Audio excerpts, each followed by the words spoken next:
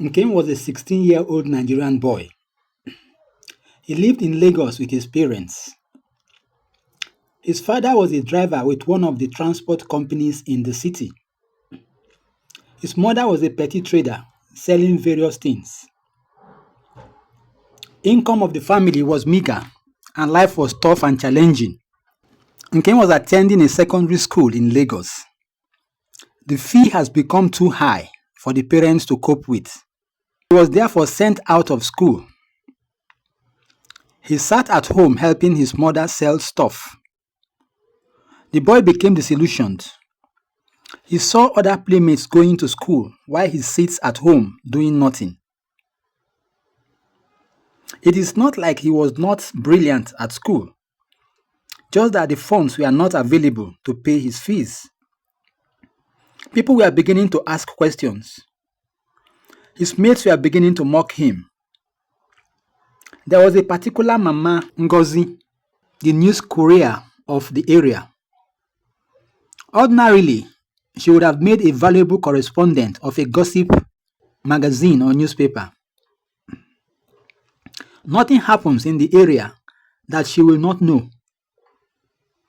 She came around to Nkem's mother, wanting to know why Nkem was at home while all his mates were long gone to school. Hear her. Mama Nkem, why your pikin no dey go school again? I don't hear the thing since so, but I never get chance to come ask.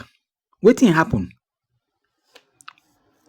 There is nothing wrong with the question, if only she was on a simple mission.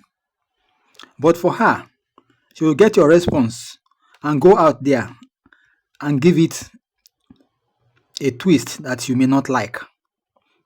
After waiting for what appears to be an eternity, Mama Nkem responded, wetin you hear? Have you hear say the boy still? Mama Ngozi was no stranger to hostile responses like this. So she said, Abi I do bad say I come ask? I just want to know now. Abi will not be friends again? Abi will not be neighbors again? Wetin happen?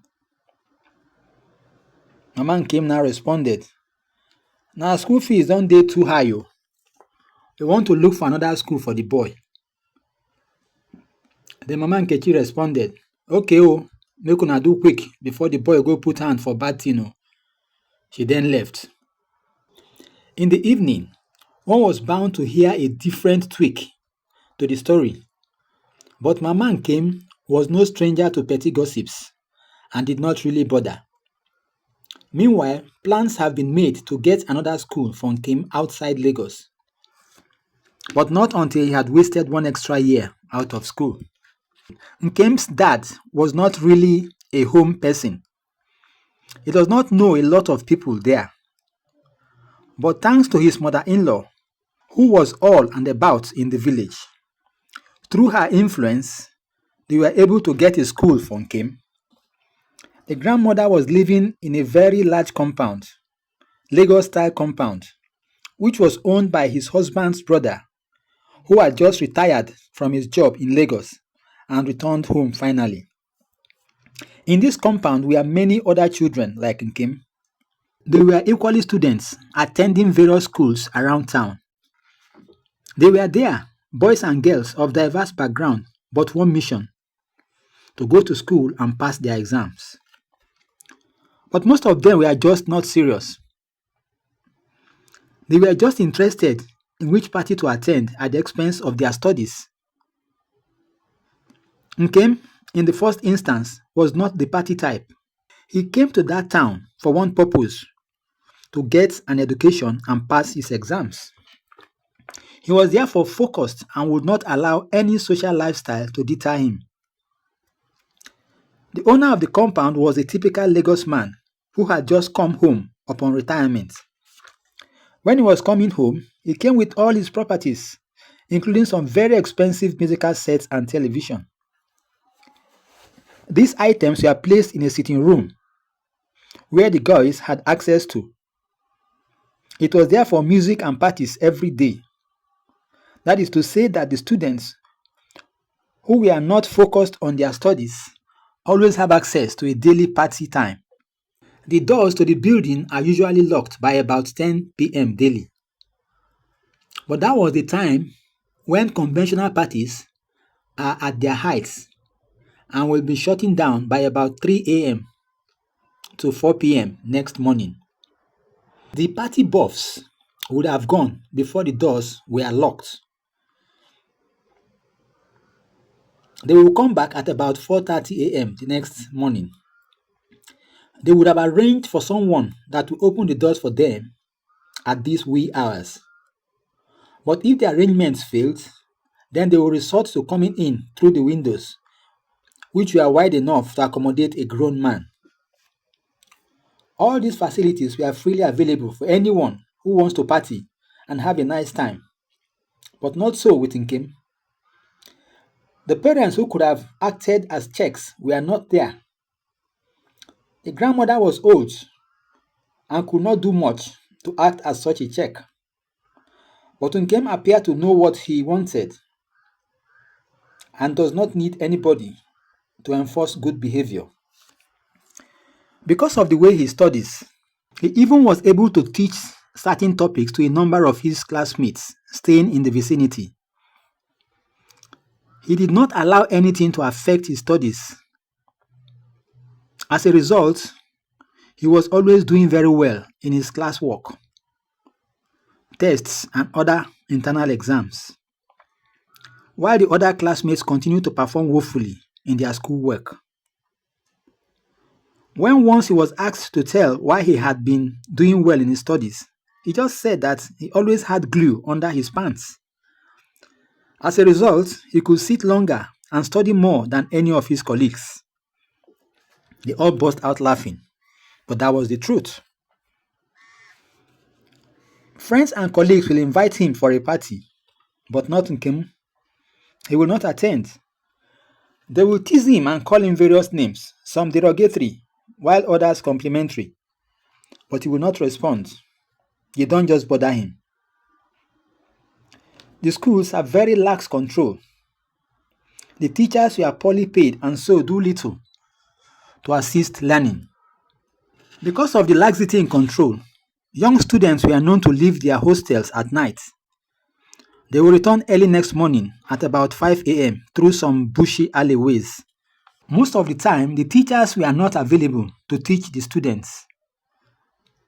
Hence, most of the students used these free times to relax and catch up on what happened in the last party they attended.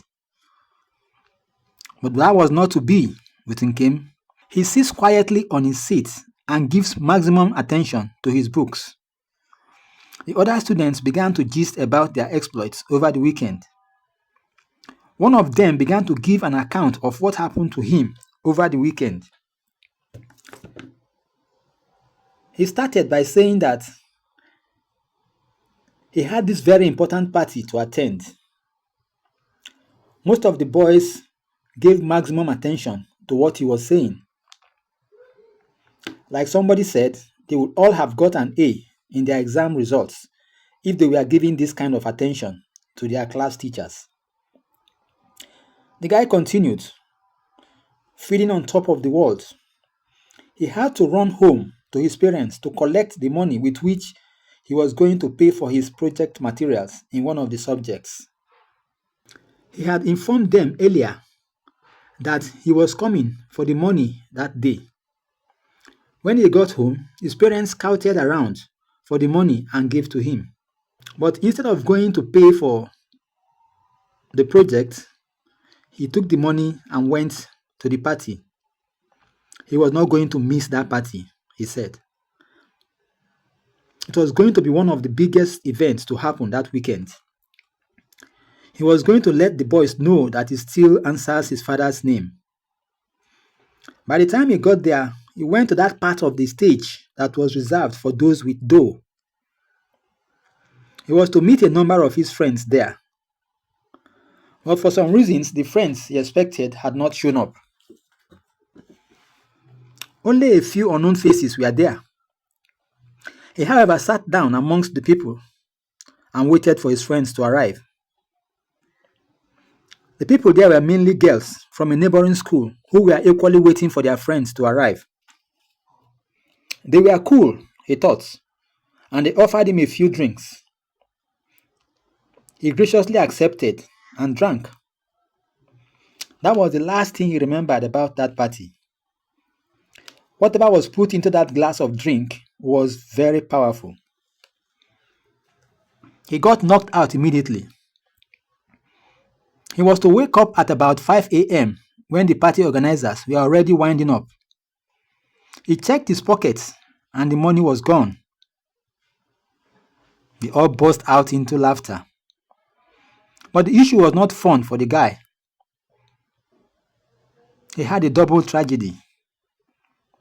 He had not had a real feel of the party as he expected. Secondly, his money was gone. It wasn't even his real money.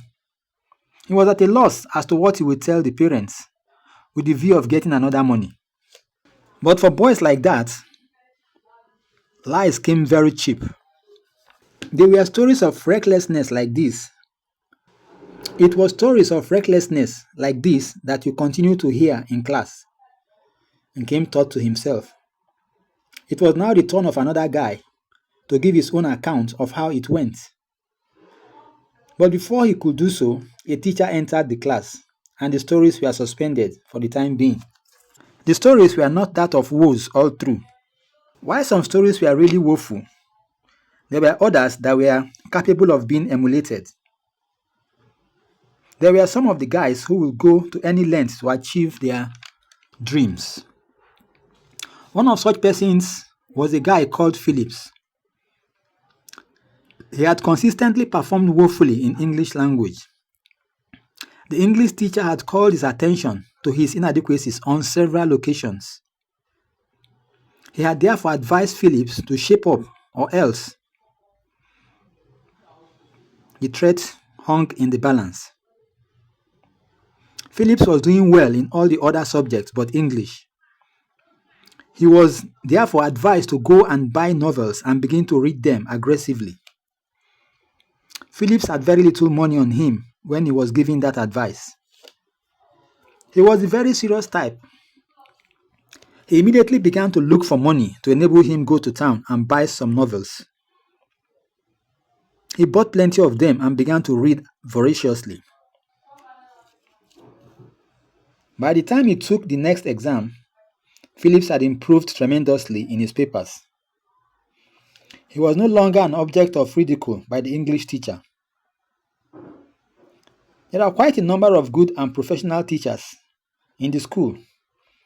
One of such teachers was the English teacher, popularly called Uncle Mike. He was very professional to the core. He was such an approachable and respectful person. Under him, students were very confident in the fact that he would support them and ensure that their learning environment was conducive. In the course of time, the pass rate in the English language exam, both in the internal and external exams, were at an all-time high. He was a father figure and a role model to the entire students' community. Whenever he was in class, it will appear as if the number of students taking the course had increased overnight. Then there were other teachers too that were just there. These ones do not inspire at all. They were just there, behaving as if they were traders. They usually come with a handout which they have prepared by themselves and force students to buy. Hence, when in class, the population of students was like what you get on a very busy Lagos street on a Sunday morning. The final exam date was about 1 month away. That was when some of the students began to show interest in their studies. Unfortunately, at this time, they would have left the preparation too late. Some will want to carry out their studies into the next day without sleeping. But you surely cannot cheat nature. The body needs some form of rest. There is nothing one can do about it. In any case, if you were told that your exam was 6 months away and you spend about 5 months partying, then I do not know what you expect. In the course of such overnight reading, most of them fail to understand what they read. A few others fall ill in the process. But people like Nkem have done adequate preparation over time. When therefore examinations were to be written, people like that were very confident. When the results eventually came out, he passed all the subjects in flying colors. The purpose of this whole story is to show that those who have an objective and focus on it will always come out tops. If you have an objective in the distance and you focus wholeheartedly on it, you will not miss. Nkem had an objective.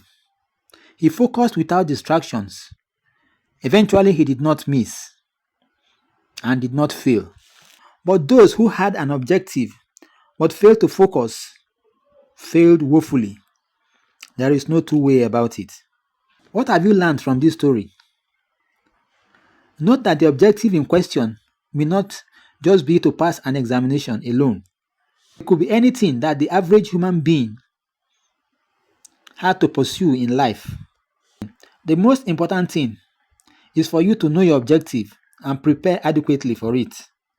Please give us your response in the comment section of this video. And if you have enjoyed it, please like, share, and subscribe to this video. Thank you for listening. Bye.